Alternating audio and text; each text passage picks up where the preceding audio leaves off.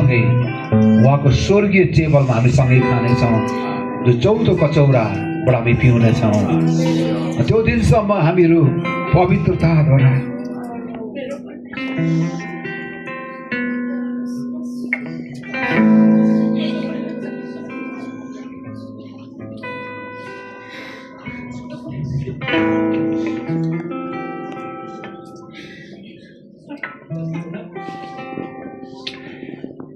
अनि उहाँलाई विश्वास गर्नेहरू सबैको निम्ति परमेश्वरले त्यो कचौरा तयार गर्नुभएको छ।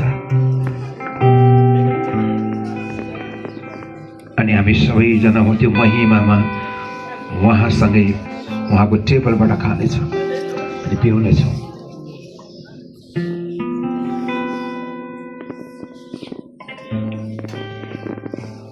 त्यही महान प्रतिज्ञा परमेश्वरले हामीलाई दिनुभएको छ। हामी परमेश्वरलाई धन्यवाद दिन्छौँ। त्यो अनन्तको महिमा हाम्रो निम्ति उहाँले तयार गर्नुभएको छ।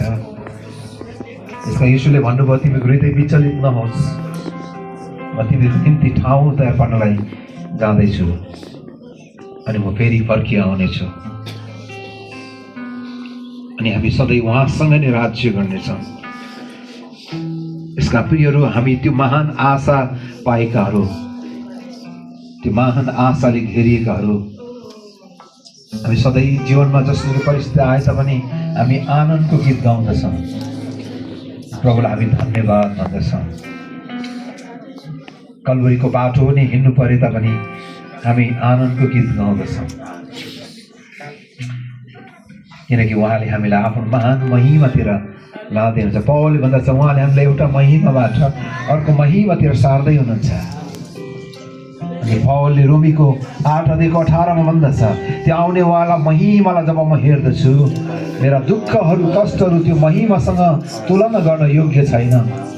किन त्यो महान महिमा जो परमेश्वरले हाम्रो निम्ति तयार गर्नुभएको छ, यसका हामी सधैँ जीवनमा उत्साहित हुँदै त्यो दिनसम्म हामी उहाँमा विश्वासयोग्य भएर हिँडिरहन सकौँ।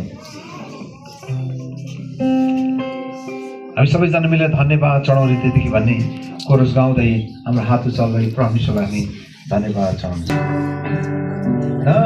धन्यवाद